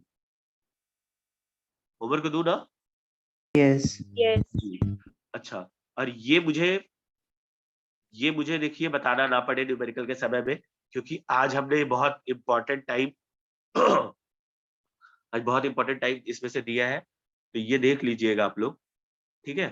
तो चलिए हम लोग स्टार्ट करते हैं अब अपने टॉपिक को।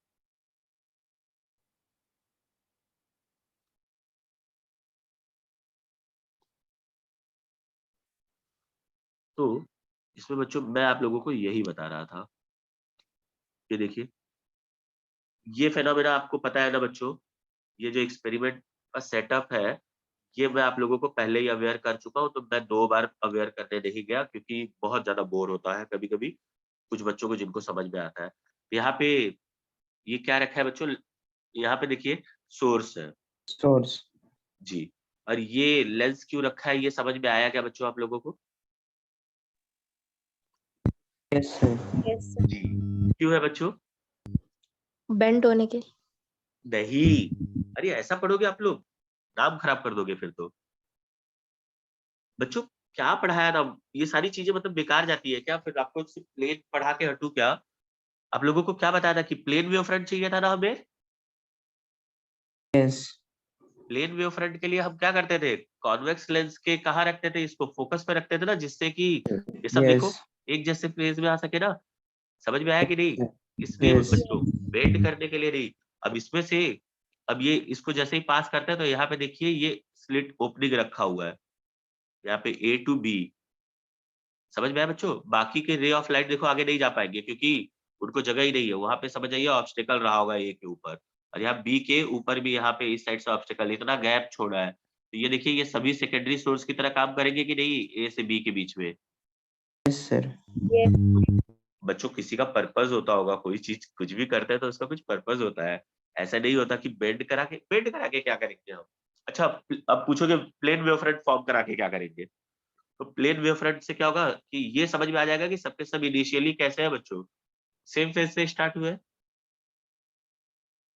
सभी सेम फेज में रहेंगे ना प्लेन वेव फ्रंट में। Yes. नहीं समझा क्या? चलिए यहाँ देखिए, तो मैं बताता हूँ।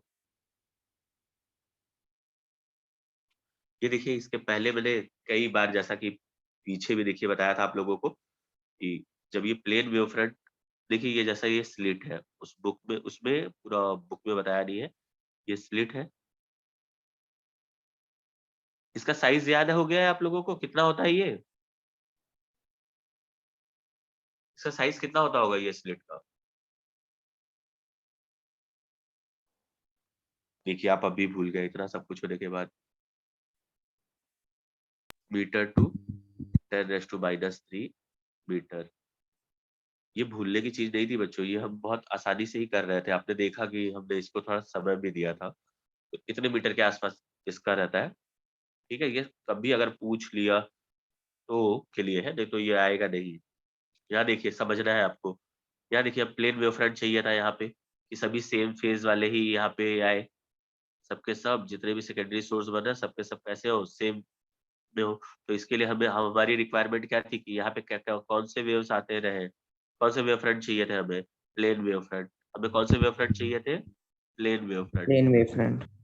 जी, बट होता क्या कि plane wave front monochromatic obtain करना बहुत टफ होता, ठीक है? तो इसे ऑब्टेन करने के लिए क्या किया है, एक कॉन्वेक्स लेंस लिया है।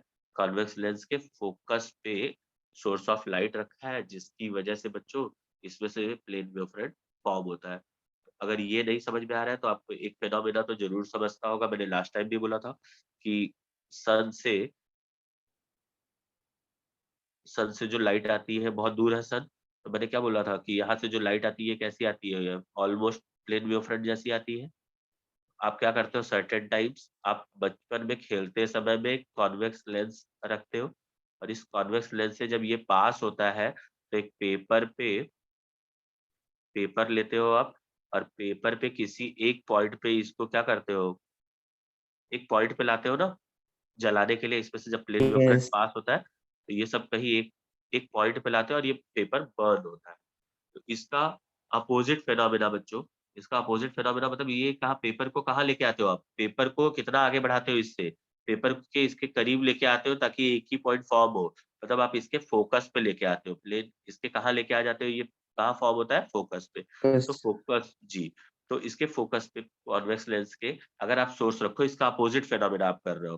पहले तो लाइट का सोर्स इधर था, ठीक है? प्लेन वेव फ्रंट से पॉइंट बना रहे थे, तो इसका अपोज़िट भी हो सकता है। लाइट की रिवर्सिबिलिटी के प्रिंसिपल से ये हो सकता है कि हम यहाँ सोर्स रख लें और ये कॉन्वेक्स लेंस वहीं रहे और ये यहाँ रख लें मतलब फ़ोकस पे। अगर हम पॉइंट सोर्स रख लें, तो ये जो भी हमें आउटपुट मिलेगा, तब ये कैसा मिलेगा? Plane wave front. क्या मिलेगा बच्चों? Plane wave plane wave front. Front. Plane ये वेव मैंने फ्रंट। आपको जी, ये आपको स्टार्टिंग में भी बताया था, बट यहाँ पे बहुत इम्पोर्टेंट हो जाता है, क्योंकि ये सब के सब सेम फेज़ में नहीं पहुँचेंगे, तो बहुत टफ हो जाएगा हमें वो चीज़ स्टडी करना, वो बहुत ज़्यादा कॉम्प्लेक्स हो जाएगा वो। समझ में आया? और वहाँ पे हम कुछ ऐसा इतने अच्छे से जो स्टडी करने वाले हैं, वो नहीं कर पाएँगे, हमारा आउटपुट नहीं निकल पाएगा। ठीक है? ये समझा है क्या आप लोगों को? यस। यस जी। सर। इसके बाद बच्चों क्या समझना है? देखो आप इतनी चीज़ें जो बताई गई हैं वो रिवीज़न भी करते रहिए। ऑनलाइन में यही एक बुरा चीज़ है कि पूछा नहीं जा सकता है, आप लोग थोड़ा-सा कट कर लोगे अपने आप को अगर कुछ पूछा जाए तो। तो वो आपकी ज़िम्मेदारी पे आएगा, ये आप देखते चलिए, ठीक है? और जो ना समझ में आया पूछिएगा। अब ये देखिए, जैसे अब ये रे ऑफ लाइट भी स्टार्ट हो गई, ठीक है? अब इसमें यहाँ पे एक और जगह पे अभी कॉन्सेप्ट अब पीछे का मैं नहीं रखूँगा। अब ये स्लिट का ओपनिंग के बाद का पार्ट बता रहा हूँ आपको। ठीक है बच्चों? अब यहाँ पे भी देखो, ये बहुत सारे सोर्स बन गए। मैंने बोला ना बहुत सारे सोर्स बन गए, उसमें से कुछ ही मैं बना पाऊँगा। अब ये सब सोर्स सेकेंडरी सोर्स बन गए अगर मान लीजिए कुछ सोर्स ही मैं बना के दिखा रहा हूँ। अब ये सेकेंडरी सोर्स बन गए तो ये क्या करेंगे? बच्चों, टाइम हो चुका है, चलिए ठीक है, नहीं बोलोगे अभी? आप लोगों को समझ में आया है? Yes sir. Yes sir. जी, ठीक है। आज का सेशन एंड करते हैं, ठीक है? आप लोग